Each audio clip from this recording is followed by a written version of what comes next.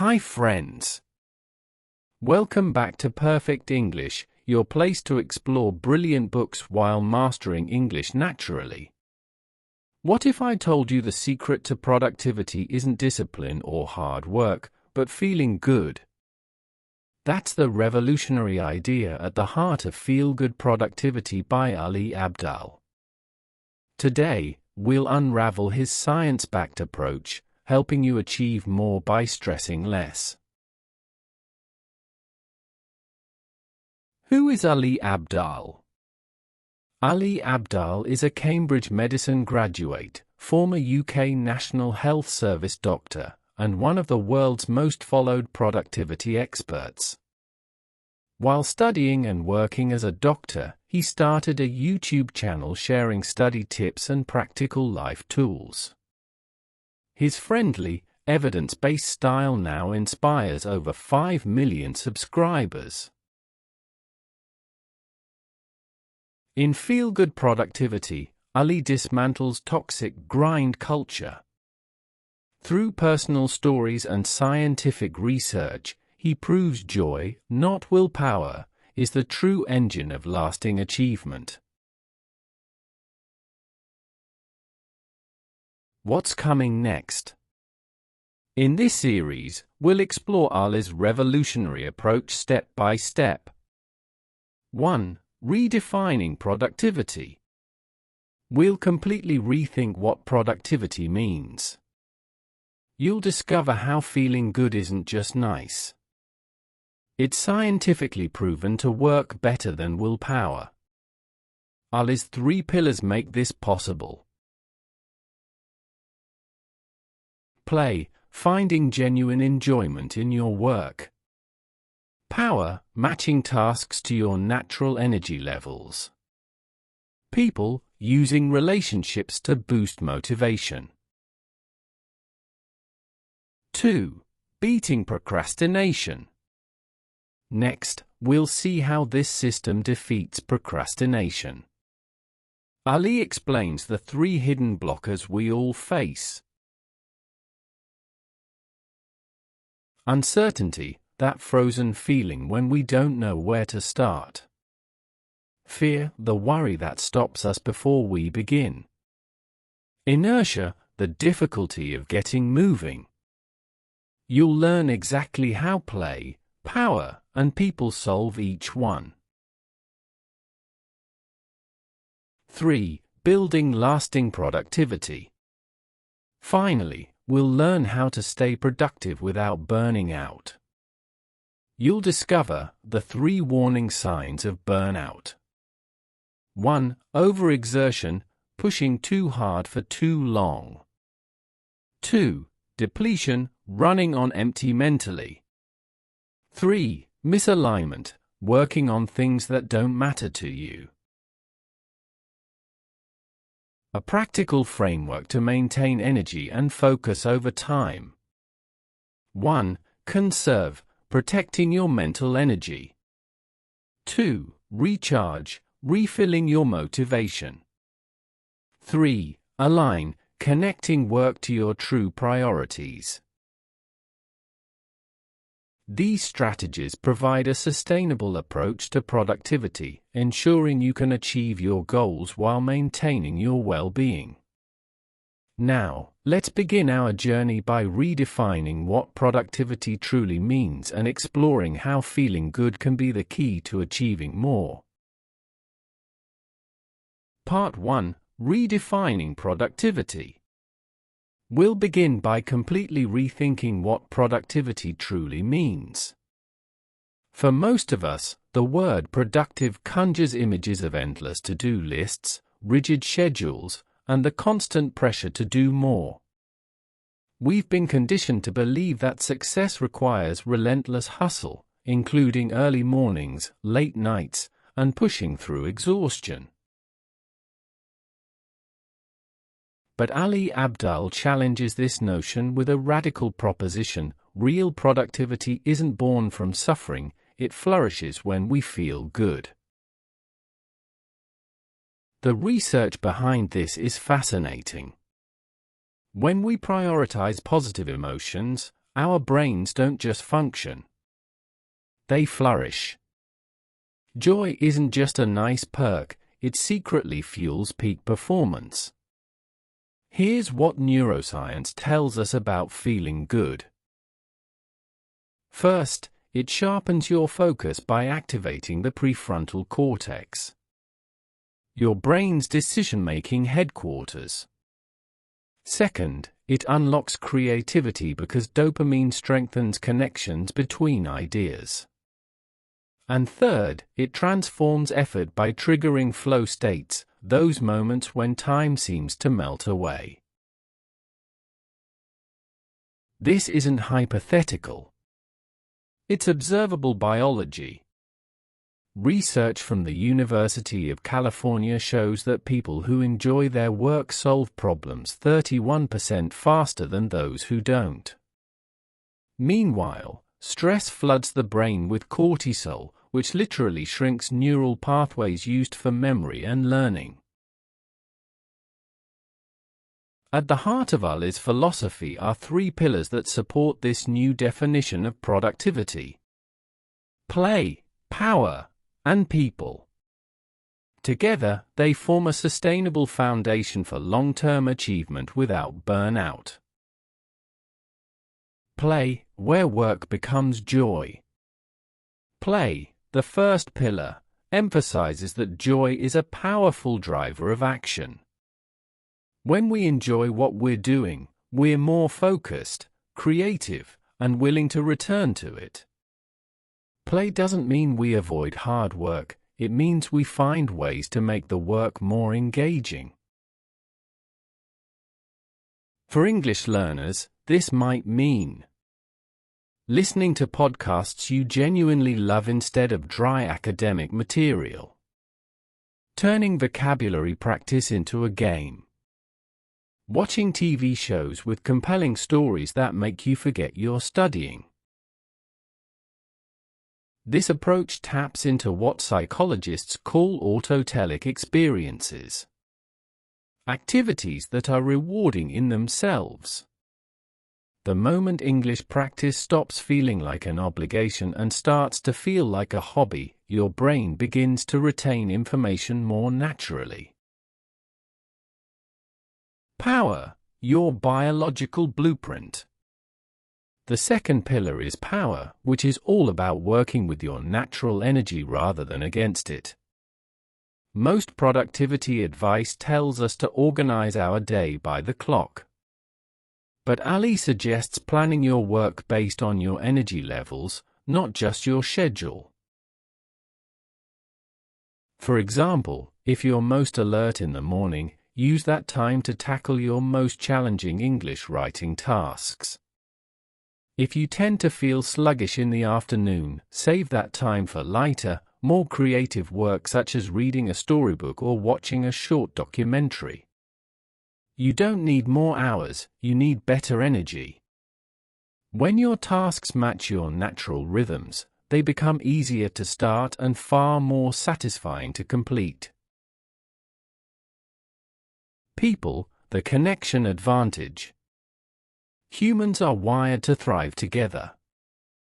Whether it's study groups, language exchanges, or simply sharing your progress with a friend, social connection releases oxytocin, a hormone that enhances both memory and motivation. Supportive relationships bring encouragement, accountability, and emotional energy. Even working silently in the same room as someone else, a concept known as body doubling, can increase focus and reduce distraction. When we surround ourselves with people who inspire and support us, we go further and feel better doing it. Together, play, power, and people help us build a version of productivity that feels natural, kind, and energizing. They show us that we don't need to force ourselves through every task. We can move through life with more ease and still achieve great things. The goal isn't to become a machine that works harder, but a human who works happier. This is where feel-good productivity begins, not with pressure, but with possibility. And once you embrace that, everything starts to shift, not just how much you get done, but how much you enjoy doing it. In Part 2, we'll explore how this framework dismantles procrastination, not through willpower, but by understanding and disarming its root causes. Part 2. Beating procrastination. Now that we've redefined productivity as something that feels good and works with our energy, the next big question is, why do we still put things off, even when we care about them? That's the mystery of procrastination. It's something we all experience, whether we're trying to study, finish a project, or even do something we believe is important. Ali Abdaal reminds us that procrastination is a form of emotional resistance. It often comes from stress, fear, or being overwhelmed, not a lack of ambition. In Feel-Good Productivity, Ali identifies 3 hidden blockers that sit at the heart of procrastination: uncertainty, fear, and inertia. Understanding these 3 forces can help us stop blaming ourselves and instead work with our natural responses to move forward with kindness and clarity. The first blocker is uncertainty, that frozen feeling we get when we don't know where to begin. Maybe the task is too big or unclear, or we're unsure what the right first step is. Our brain doesn't like confusion, so it avoids the discomfort by doing something easier, such as scrolling on our phone. This is where play and power can help. They turn a mountain into manageable steps. Play allows us to experiment without pressure. We can try turning the task into a game, setting a timer for just 5 minutes, or rewarding ourselves for simply starting. Power helps us match the task to our current energy. When we're low on energy, we don't need to climb the whole mountain, just take one small step. A little clarity, combined with a gentle mood boost, is often all it takes to get going. The second blocker is fear, usually fear of failure or of not doing something well enough. This is especially common with important or personal projects. We care so much that we don't want to get it wrong. So, we wait, and wait, hoping for the perfect moment or a magical burst of motivation. But perfectionism is just procrastination in disguise. To move past fear, we need people and play. When we talk to someone, a friend, mentor, or even a community online, we realize we're not alone. Others have felt the same fear and still moved forward. That support makes the task feel safer. And when we add play, we remind ourselves it's okay to start messy. We can write a rough draft, make a quick version, or simply play around without needing everything to be perfect. Done is always better than perfect. And progress builds confidence. The third blocker is inertia. Newton's first law applies to productivity too: objects at rest stay at rest. Starting is always the hardest part. The trick here is to create motion in the smallest way possible. Power helps you recognize when your energy is low and suggests an action that suits your current mood, such as a 5-minute stretch, a short walk, or even just opening your laptop.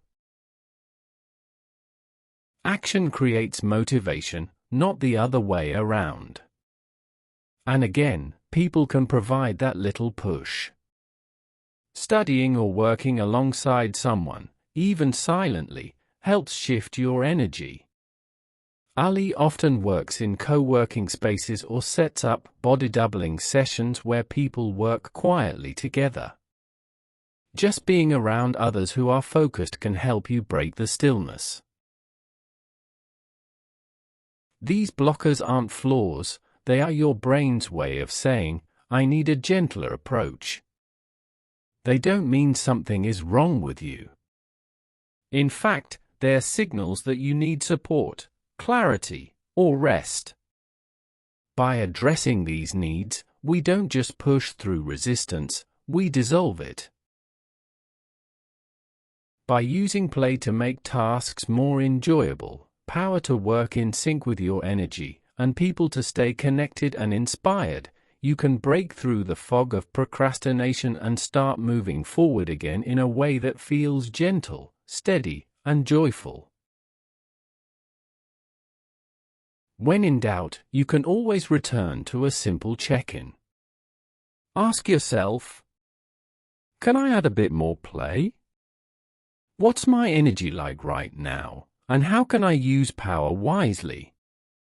Is there someone, a friend, colleague, or even a quiet presence, who can support me? You don't need all three at once.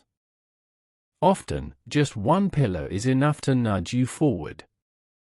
So, the next time you feel stuck, don't push harder. Pause, check in with play, power, and people, and gently reset. That's what feel-good productivity looks like in practice. Next, we'll turn our focus to a deeper challenge. How do we stay productive over time, not just for one good day or week, but for months and years, without burning out? The answer lies in recognizing the early signs of burnout and learning how to protect our energy for the long run. Let's continue. Part 3: Building Lasting Productivity.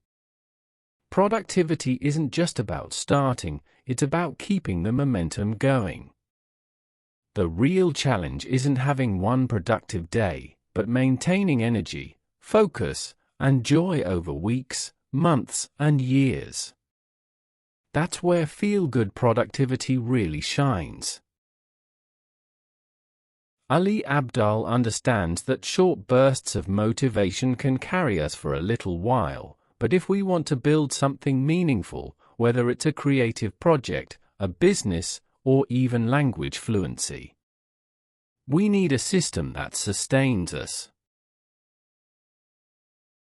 The greatest threat to lasting progress isn't laziness. It is burnout, the feeling of being drained, emotionally tired, and disconnected from what once mattered. This kind of exhaustion often sneaks up in 3 subtle ways. 1. Overexertion happens when we push relentlessly without breaks. This is the classic type of burnout. You might look productive on the outside, but inside, you're running on empty. 2. Depletion occurs when mental and emotional reserves vanish. Even light schedules feel exhausting because your inner tank is empty. 3. Misalignment strikes when we pour energy into work that doesn't resonate. You might be completing every task perfectly while feeling hollow inside, as though you're climbing a ladder leaning against the wrong wall. To prevent these traps, Ali offers 3 powerful tools known as the sustainers. These are practices that keep you energized, centered, and connected to your deeper why. The first is conserve. This is about protecting your energy before it runs out. That means learning to say no, setting boundaries, and simplifying where possible. Just like a phone that runs better when fewer apps are open, your mind works best when it isn't overwhelmed. You don't need to do everything, you only need to focus on the right things. The second is recharge. You're not a machine, and rest is not a reward, it is a requirement. Ali encourages us to build rest into our daily routine, take real breaks, enjoy guilt-free leisure, sleep well, and reconnect with joy. Recharging is not time lost. It's time invested in your future energy. Finally, the third sustainer is align. This means making sure your work reflects your values and goals. When what you do feels meaningful, it naturally fuels you. Whether you're studying, building a career, or creating content, ask yourself, is this moving me towards the life I want? If not, can you shift direction? Even small adjustments can bring big emotional returns. Ali's message is clear: you don't need to burn out to succeed. Productivity can feel good, and when it does, it lasts. This is how we thrive, not just survive. By conserving your energy, recharging regularly, and aligning your work with what truly matters, you create a system that supports not just your output, but your overall well-being. And so, as we close this chapter, remember, productivity isn't about grinding through life. It's about building a rhythm that lets you grow with ease. Feel-good productivity is sustainable productivity. It's how you keep showing up without losing yourself in the process. Ready to apply it to your own life?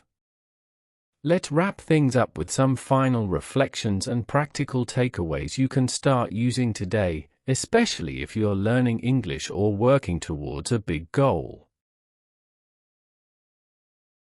Final reflection and key takeaways. We've now reached the final part of our journey through feel-good productivity, and this is the moment to pause, not just to summarize, but to reflect on how these ideas might shape the way we live and work. Ali Abdaal's message is clear. Success doesn't require suffering. In fact, when we feel good, we think more clearly, connect more deeply, and show up more consistently. Productivity isn't just about discipline or effort, it is about designing a life that supports energy, joy, and meaning. We began by redefining productivity, not as constant busyness, but as progress that works with your mind and body. Play brought joy into your work, power helped you work with your energy instead of against it, and people reminded you that support and connection make all the difference. Next, we uncovered what really holds us back.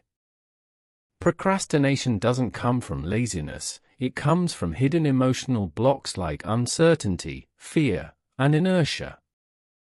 With the help of play, power, and people, we found a gentler way forward. Finally, we looked at how to stay productive for the long run. Burnout isn't the price of achievement. By conserving energy, recharging regularly, and aligning our actions with what matters, we build a rhythm that is both sustainable and fulfilling. So, what can you take from all this, especially if you're learning English, building a skill, or working toward a personal goal? The core idea is this: don't chase productivity through pressure. Instead, build habits that feel good. Start with small actions, match them to your energy, and seek support when needed. The more enjoyable and meaningful your journey feels, the more likely you are to keep going. Ali Abdaal reminds us that productivity is not a punishment, it is a path to purpose. And when approached with joy and self-kindness, it can carry you further than force ever could. As we close, I'd love to invite you to try a small experiment this week. Choose just one pillar, play, power, or people, and explore how it works for you. Then, share your experience in the comments. I'd really love to hear how it goes. Thanks for joining me on this journey through feel-good productivity.